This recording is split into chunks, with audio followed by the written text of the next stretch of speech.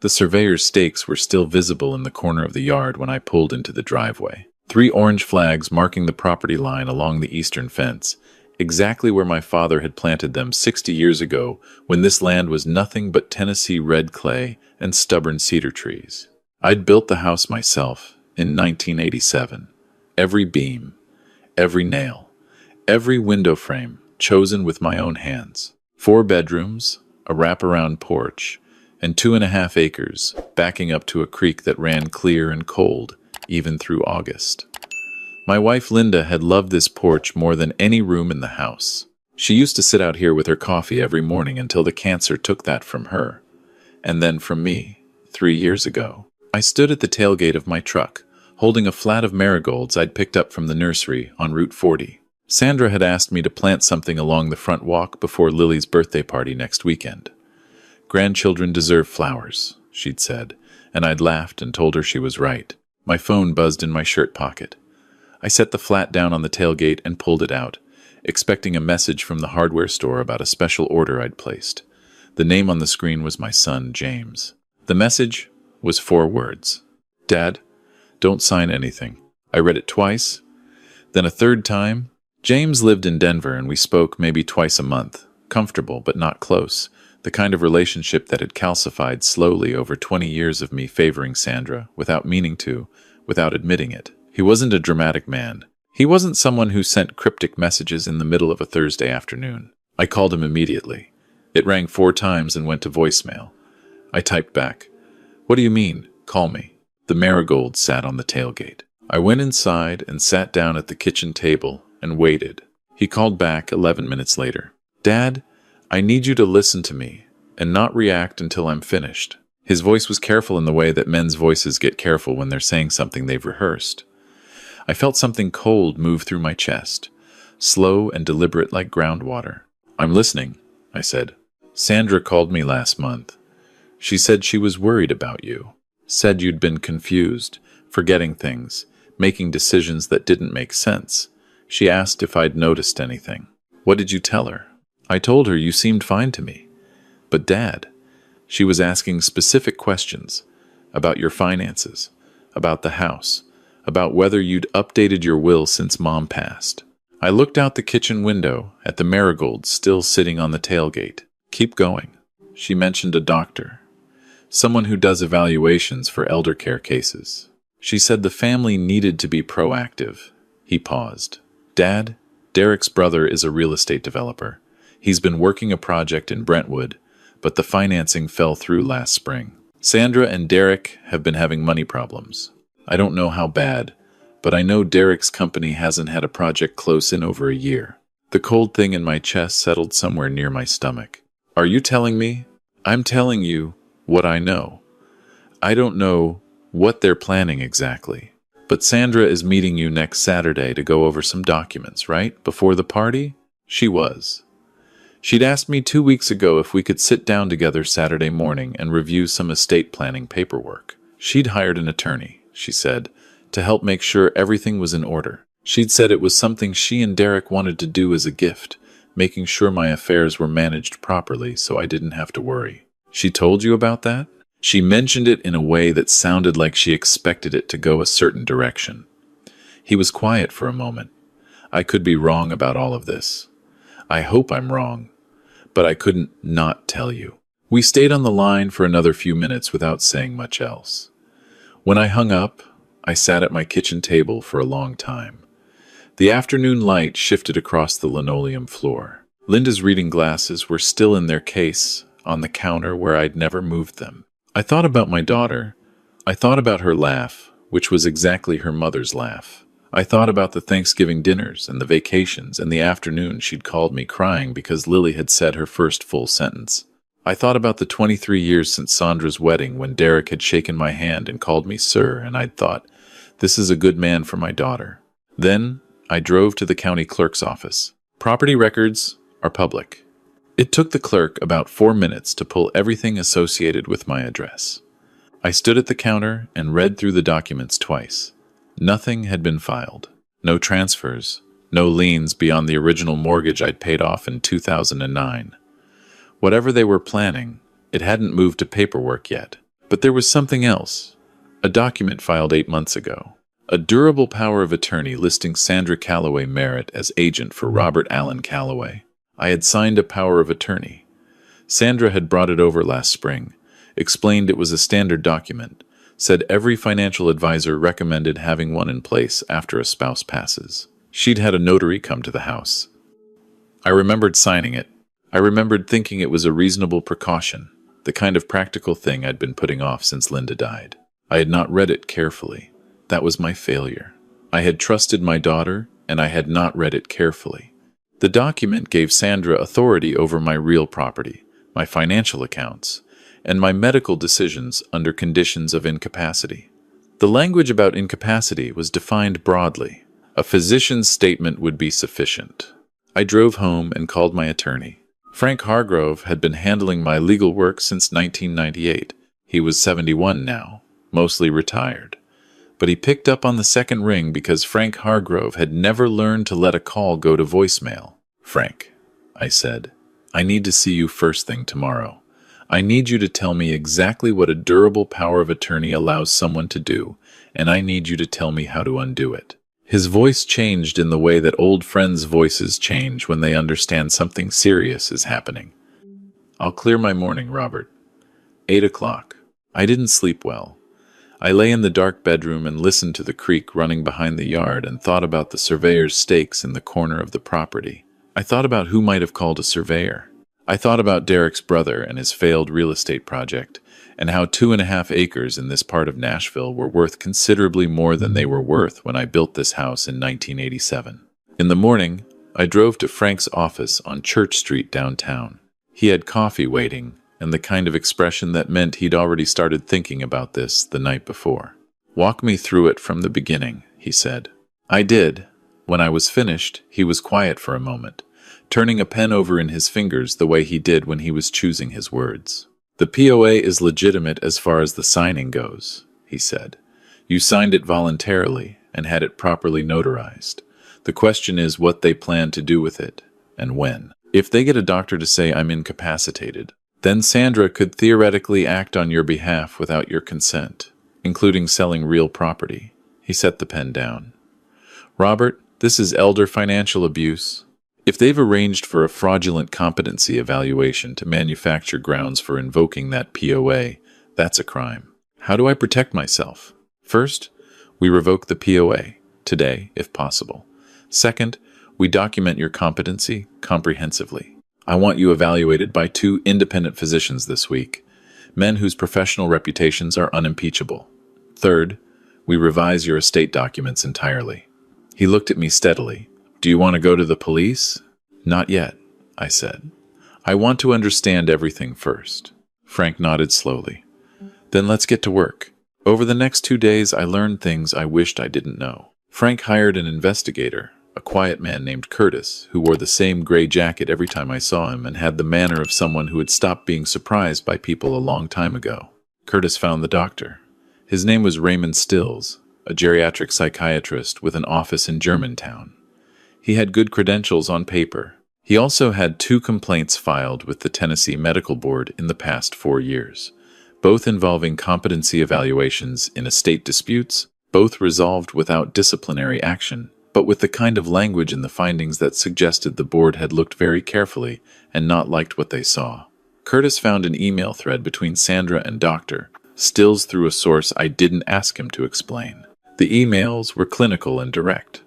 Sandra described my supposed symptoms. Dr. Stills outlined his fee structure. The evaluation was scheduled for the Friday after Lily's birthday party. Curtis also found the development proposal. Derek's brother ran a company called Merritt Land Partners. 11 months ago, they had submitted a preliminary proposal to a residential developer for a parcel in the Brentwood corridor, matching my property's description exactly. The proposal included projected acquisition costs that were approximately 40% below market value, the kind of number that only makes sense if you're acquiring the property from a family member under duress. Derek's personal finances were worse than James had suggested. 2 business loans in default, a home equity line nearly maxed out, back taxes on a commercial property they'd invested in 4 years ago. Sandra's credit cards carried balances that suggested they had been using them to cover ordinary expenses for at least 18 months. I sat in my living room on Wednesday evening with Curtis's report on my lap and thought about the last 18 months of my life.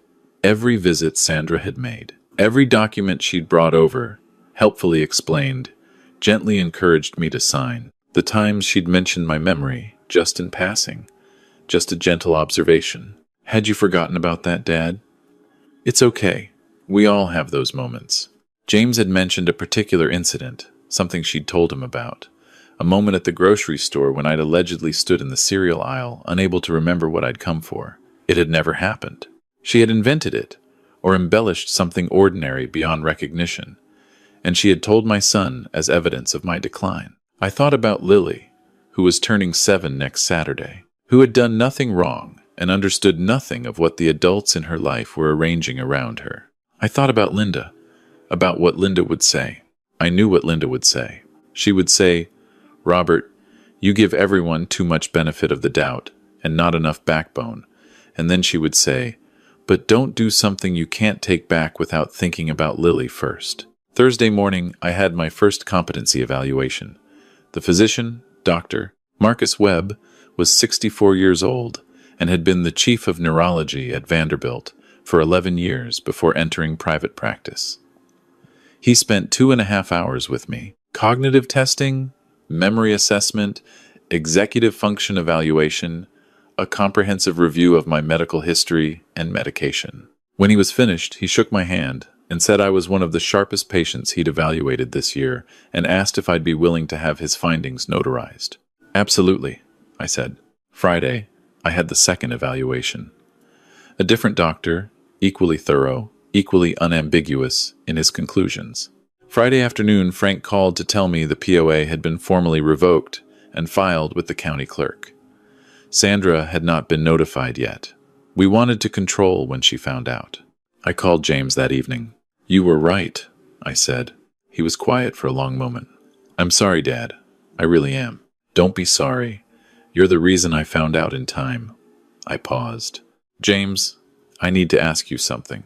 How did you know? What exactly made you call me that day?" He took a breath.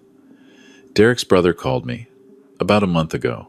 He said he was trying to reach you to discuss a business opportunity and asked if I had a better number for you. He was very casual about it, friendly, but something about the call felt wrong. He was asking questions about whether you'd sold the house yet, about your plans for the property. I didn't know what to think, so I called Sandra. And the things she said about you, the way she talked about your memory, it didn't sound like you. It sounded like a case she was building. There it was. The person who had saved me hadn't been a stranger. It had been my son, my less favored son, the one I'd spent 20 years not calling enough, not visiting enough, not telling often enough that I was proud of him. He had noticed something wrong and he had picked up the phone. "Thank you," I said. It felt inadequate. I said it again anyway. Saturday arrived the way difficult days always arrive. Ordinary and bright. Birds in the yard. Coffee in the pot. The particular golden light of a Tennessee autumn morning coming through the kitchen windows. Sandra was arriving at 9 to go over the estate documents. Lily's party started at 2. 40 guests, including Sandra's in-laws, Derek's business associates, friends from their neighborhood, family members who had driven in from Memphis and Knoxville. I had talked to Frank until midnight. He had been clear with me, the same way he'd been clear before about difficult things over the years. "You can confront her privately," he said. "A quiet conversation. Show her what you know. Give her a chance to stop. Or you can let this play out publicly, with witnesses, people who matter in their professional and social lives. What's the risk of doing it privately?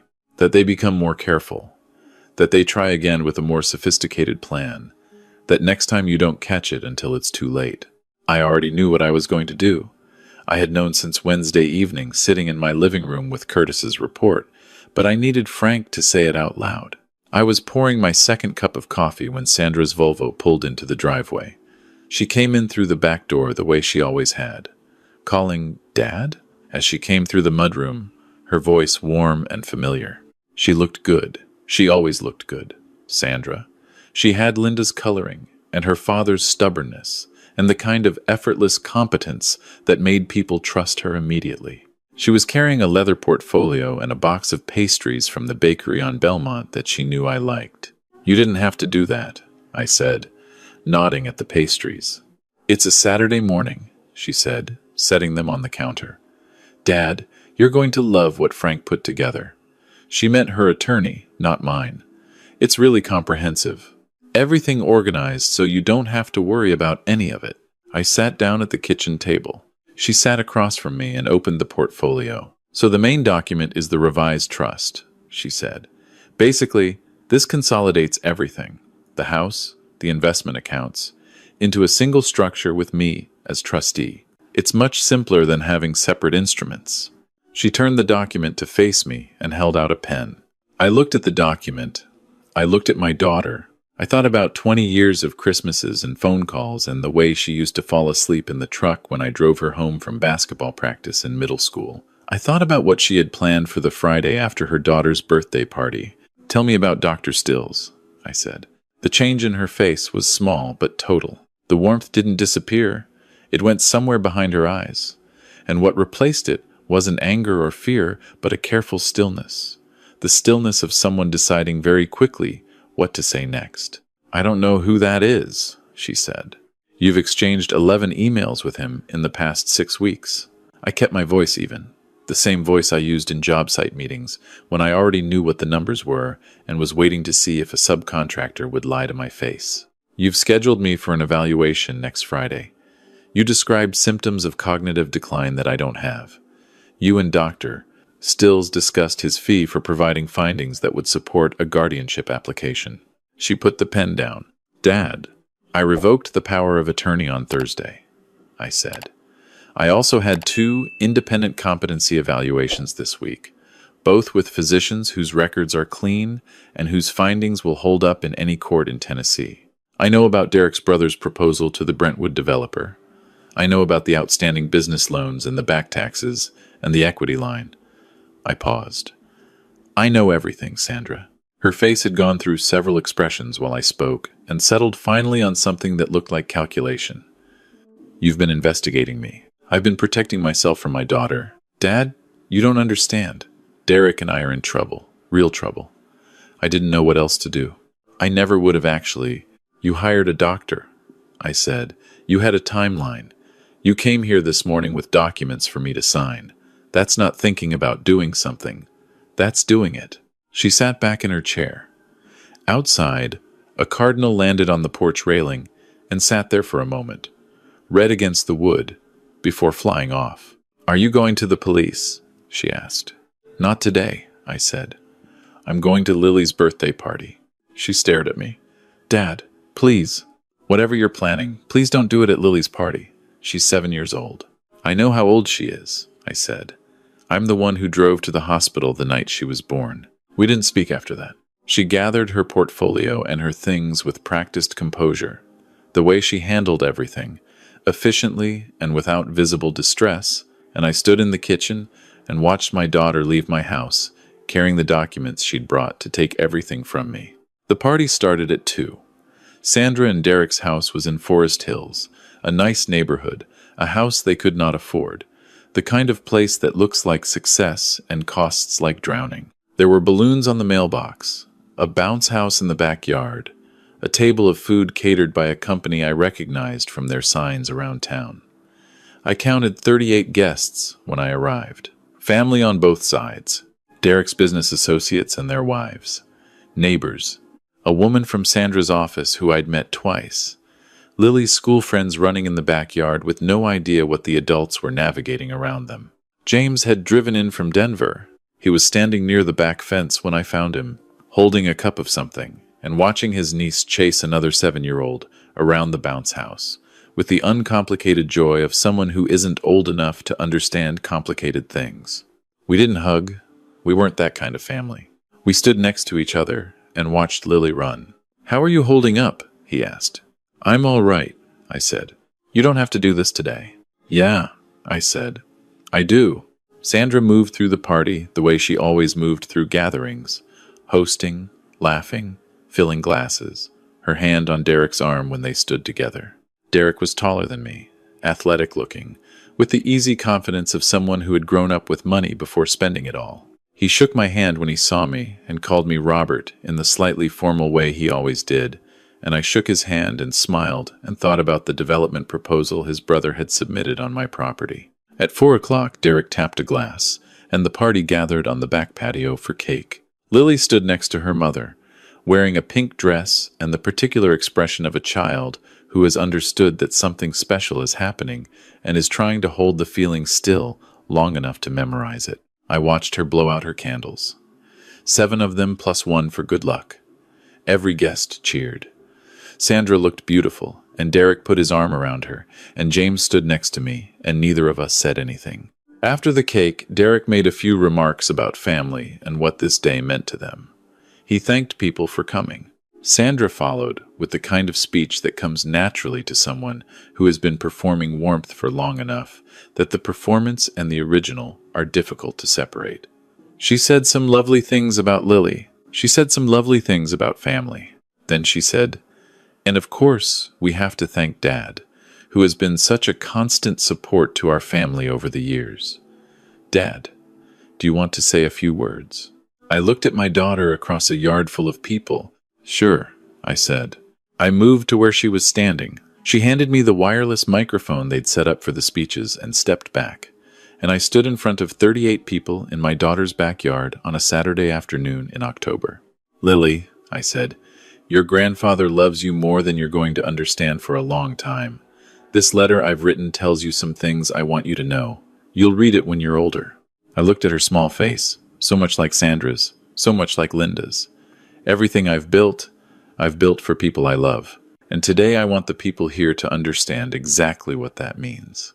I had printed 3 documents. Frank had them in envelopes, one for me to reference. Copies distributed by Curtis to 2 specific guests who I'd called earlier in the week. Derek's business partner, a man named Harold Wheeler, who had done legitimate work with Derek for years and didn't know about the Brentwood proposal. And Sandra's uncle, her mother's brother, who had been at every family occasion for 50 years and commanded more quiet respect than anyone else in the extended family. I laid out what I knew. I did it the way I had done everything in my professional life, methodically and without unnecessary drama. I described the power of attorney, the circumstances under which I'd signed it, the scope of authority it had granted. I described the emails with Dr. Stills, the proposed evaluation, the timeline.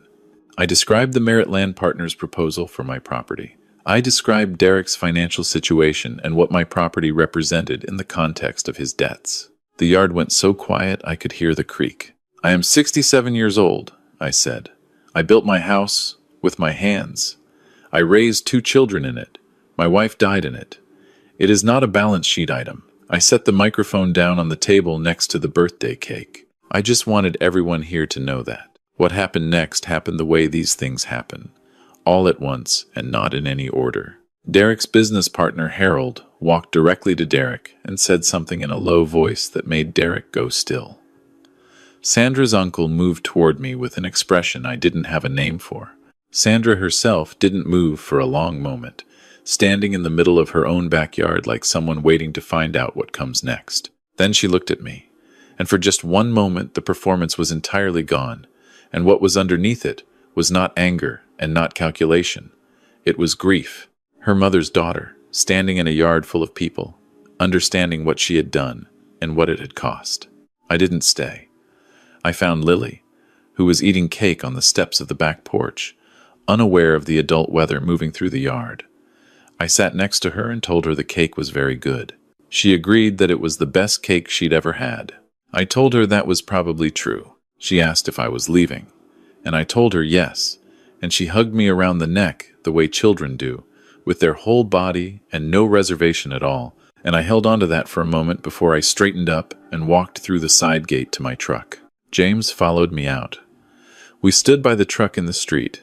"Harold Wheeler just told Derek he's pulling out of their current project," James said. "Whatever that means for them." "It means a lot," I said. James looked at his shoes. He was 53 years old, And he had his mother's eyes and his grandfather's square hands, and I had not told him nearly enough times what he was worth. "James," I said. He looked up. "I'm sorry I didn't call more." He nodded slowly. The kind of nod that takes something in and sets it down carefully. "I'll come to Denver in the spring," I said, "if that's all right with you." "Yeah," he said. "That'd be all right with me." I drove home on the long way, past the hardware store and the nursery on Route 40, and the church where Linda and I had been married in 1981. The city looked like it always looked in October, golden and slightly melancholy. The light already going sideways by 4:30. Trees along the road holding their last color before letting it go. My phone showed messages from Sandra by the time I pulled into my driveway. I read the first one and didn't read the rest. I wasn't ready and might never be. There are wounds that close and wounds that don't, and I had been a father long enough to know I couldn't tell yet which kind this was going to be. Derek resigned from his company the following week. Frank told me that Harold Wheeler had made some phone calls, and the picture of what Derek had been planning was not something his professional community had any interest in being associated with. The lawsuit from Derek's commercial property tax situation accelerated. By November, they had listed the Forest Hills house. Sandra called me twice before Thanksgiving. I let both calls go to voicemail. Her messages were careful and said very little beyond that. She wanted to talk when I was ready. I listened to them both twice and did not call back. The revised trust Frank had prepared was finalized in October. Lily's share was placed in a protected structure that her parents could not access. When she is 25, she will receive enough to begin her adult life without the weight of what her family had done to mine. I wrote her a letter to be opened with the trust documents, explaining what I could explain in terms that I hope will make sense to a grown woman who deserves to understand her own history. Thompson Precision went to other hands. My house went to mine. I planted Sandra's marigolds eventually. The flat had sat on the tailgate too long, and most of them were past saving, but I found 6 that still had enough root left to take, and I put them in along the front walk where she'd wanted them. They were small and a little ragged, but they held through the first frost. I sit on Linda's porch most mornings now. The creek behind the yard runs the same as it always has. The same as my father heard it running 60 years ago, when this land was nothing but clay and cedar trees and possibility. The surveyor's stakes are gone. I pulled them out myself the week after the party and tossed them in the trash, and no one has come to replace them. James calls on Sundays. We talk about ordinary things, his work, the weather in Denver, what I've been doing around the house. It's not much yet, but it's more than we had before, and it was paid for in the hardest currency there is, and I intend to get full value from it. I won. I kept my house and my name and everything I built over a lifetime. I protected Lily's future and exposed what needed to be exposed, and did it in front of people who would remember it. By any measure a man might apply to such a situation, I came out ahead. I know that. I sit with it on the porch in the mornings. It doesn't make the coffee taste any different. If this story meant something to you, please like this video and subscribe to Whispered Vengeance. Have you ever had to protect yourself from someone you loved? Share your story in the comments. We read every one. And click the video on your right for another true story that will stay with you.